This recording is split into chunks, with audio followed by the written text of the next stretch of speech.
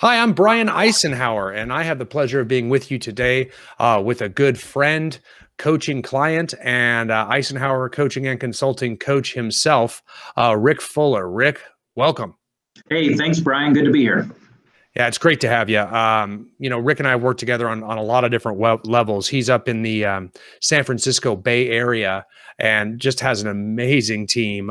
This team, they produce 140 million in annual sales volume, which equals out to 5 million in gross commission income per year.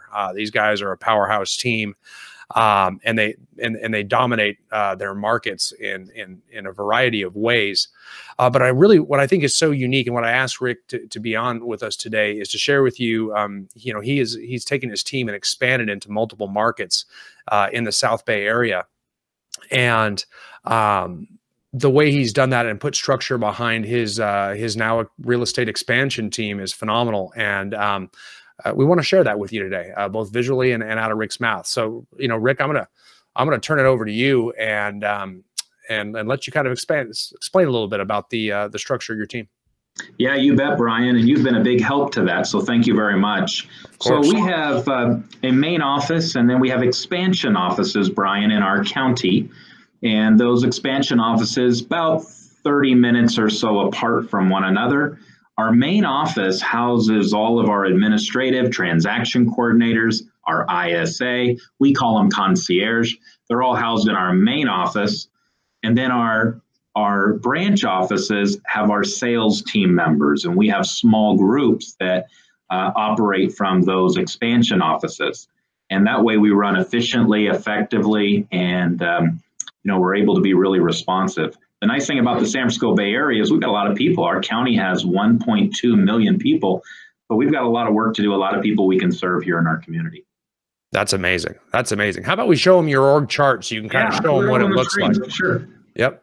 Let me turn my screen around to you guys so you can see. Time to plug the fact a lot of your team uses quite a few, like your concierge, your ISA team goes through our ISA training. Most of your agents have been through our sphere of influence training because you do a good job of helping them develop their own business from their own sources and connections as well too.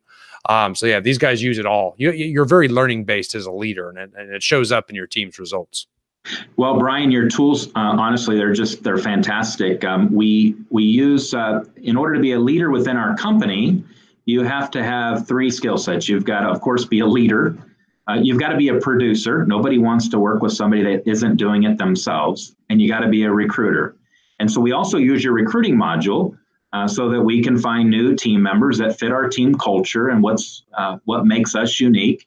And so our leaders use your recruiting module, and that's what helps them move from a buyer specialist or a listing specialist to a lead. And then from lead, they take your coaching module that you have, and then they can have an opportunity to be a coach. And one thing I do want you to elaborate on, I want them to see your face soon here, so I'm gonna probably take this off. But one thing, I'll set the stage for you.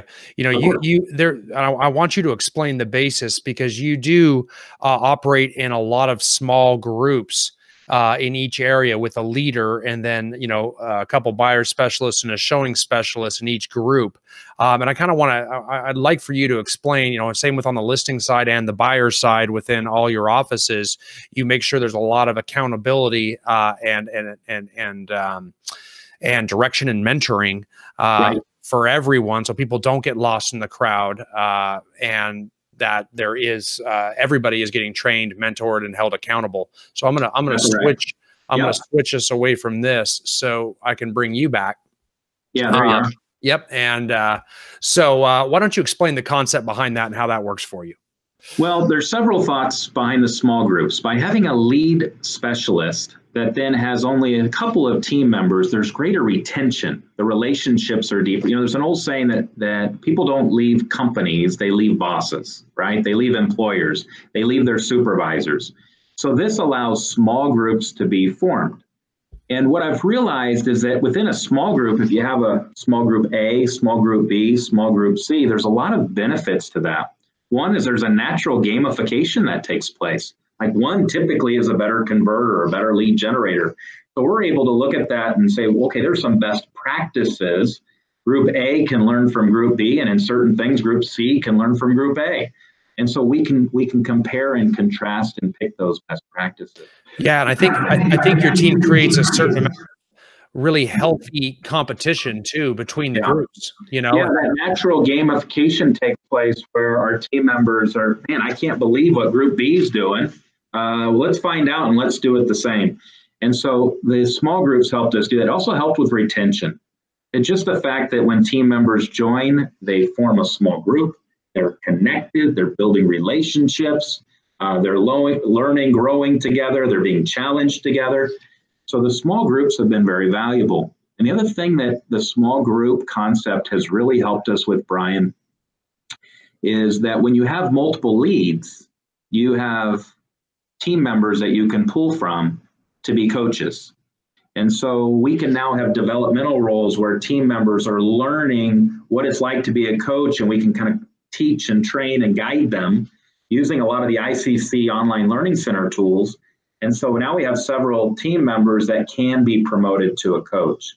One of the things I like about this is they can, in some sense, be tested before they're in charge of actually having a buyer group or a listing group themselves. So we do that on both the buyer and the listing side. We found that a lot of teams are moving to more of a realtor model. This is something that you and I talked about, what we call a hybrid structure. I know, Brian, you have that organizational chart. But we found that real estate agents with experience really like to have the pathways of promotion and to be considered a listing specialist and be able to be highly leveraged there. So that's been insightful for us. Yeah, you can really see by your job description or your organizational structure, excuse me. I mean, you really do need everyone to be a leader. I mean, people are a leader all the way through.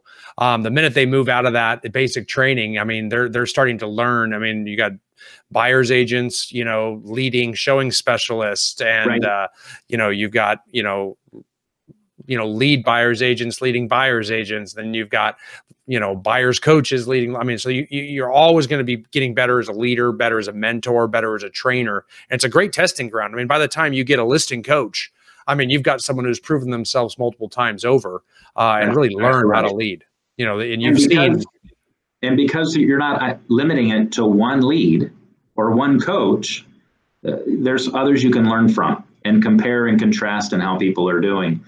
One of the most incredible things about our industry is you can bring on more than one team or more than one buyer specialist, more than one listing specialist, and you can have kind of a natural competition that occurs and best practices that can be established.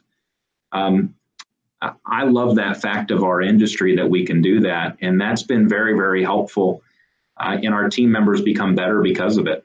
Yeah, there's one. I want to make sure I say one thing before we wrap it up. Yeah, I remember. I think it was on our call either last week or the week before. You mentioned something that I thought was so cool.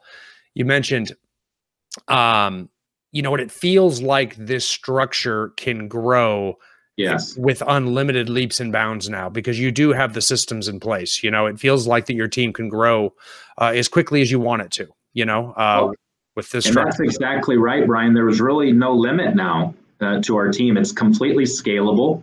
We can grow as fast as we choose to grow. We want to make sure we have people that fit our team culture and who we are and represent our clients. And so that's critically important. Once we find those people, this structure allows us just to continue to grow in a very healthy format. Well, I've been watching that happen. It seems like every week we've got some new personnel that you're telling me about, or several, Brian, several new team members. That's pretty much more how it's been working. Yeah, it's really fun to be a part of it. And thank you today, Rick, for sharing so much of your time and secrets and knowledge with everybody watching. Hey, my pleasure, Brian. Take care. Okay, you too.